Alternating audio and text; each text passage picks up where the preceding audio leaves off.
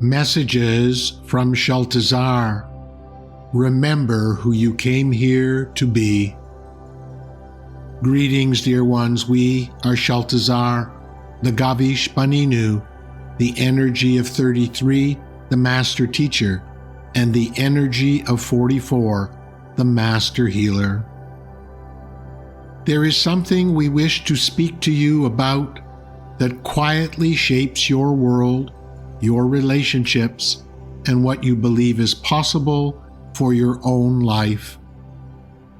It is the tendency of the mind to place life into boxes. This is not because you are wrong. It is because your mind was designed to protect you. It seeks certainty, predictability, and a map it can trust. And when life becomes complex, emotional, or unfamiliar, the mind tries to simplify the world into something it can hold. So it labels, it categorizes, it decides quickly. This is safe. That is dangerous. This is like me. That is not. This is spiritual. That is not. This is success. That is failure. This is light. That is dark. And while the mind believes it is building safety, it is often building separation. We will say this plainly: your spirit does not live in boxes. Your soul does not grow in boxes. Love does not move through boxes. Truth is not found in boxes. The boxes may feel like clarity, but they often reduce life, so you do not have to meet it fully. And the cost of this, dear ones, is subtle but profound. You begin to meet one another through labels rather than presence. You meet your own feelings through judgment rather than compassion. You meet your own desires through fear rather than honesty. You begin to live in a world that is smaller than it truly is. We do not ask you to throw your mind away. Your mind is a sacred tool, but it is not meant to be your master.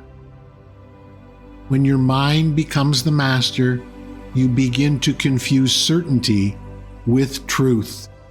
You begin to believe that if something can be named quickly, it is understood. But understanding does not come from naming.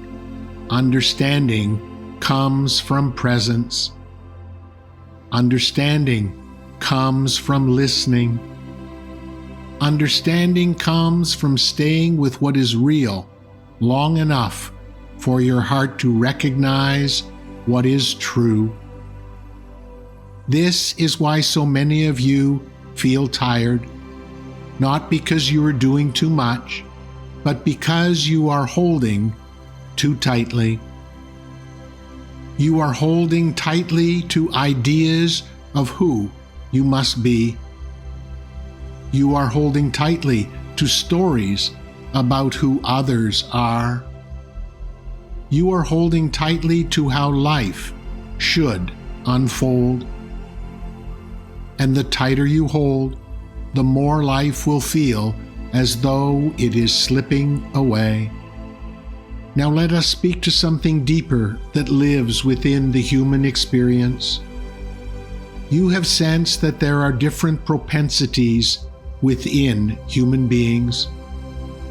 Some are naturally drawn towards service to others. Some are naturally drawn towards service to self. And many of you hear these words and rush into judgment. You label one as holy and the other as unholy. You label one as good and the other as bad. And again, the mind reaches for a box. So we will widen the view, not to excuse harm and not to deny accountability, but to invite compassion and clarity. In this human realm, you are exploring polarity. You are exploring contrast. You are exploring choice. Some of you arrive with a stronger pull toward sharing, nurturing, and contribution. Some arrive with a stronger pull toward autonomy, control, and self-protection.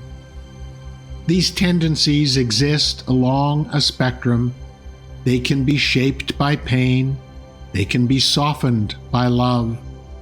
They can be refined by awareness. Even here, dear ones, the truth is not a line, it is a field. The mind wants to say, this person is this way, therefore they are condemned.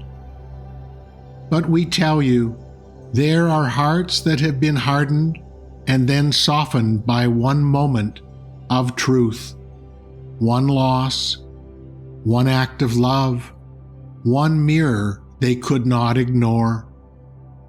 And something within them remembered, this is why your stories endure.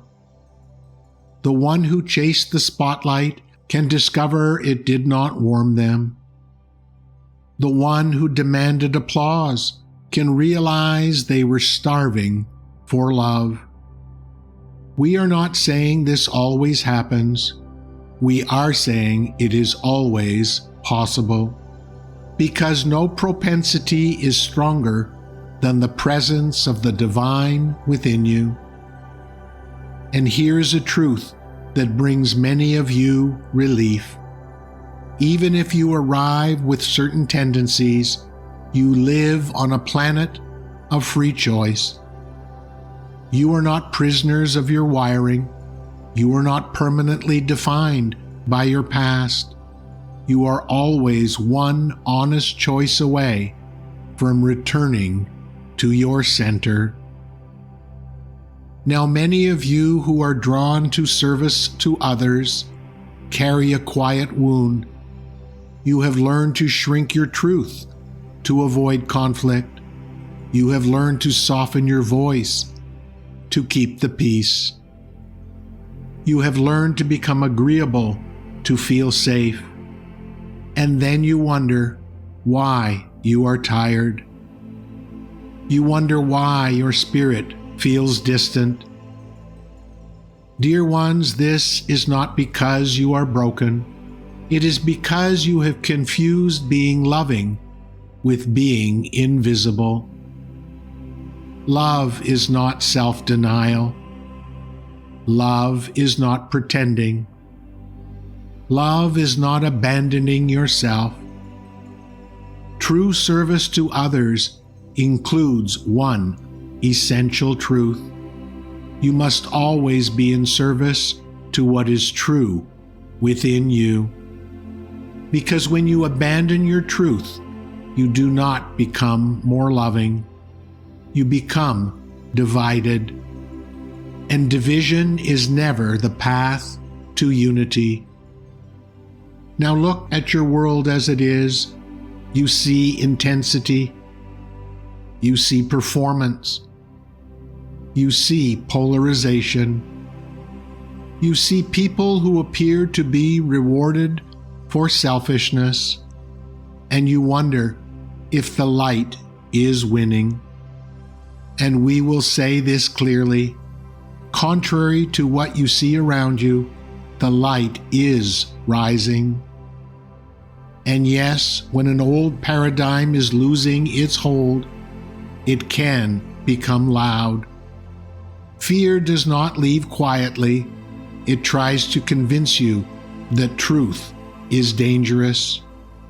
It tries to convince you that love is naive. It tries to convince you that the world is too far gone. But what you are witnessing is not the triumph of darkness. It is the exposure of it. It is being seen, and once something is truly seen, it cannot hold the same power. So let us bring this into your daily life, where awakening becomes real. You do not shift your world by winning arguments.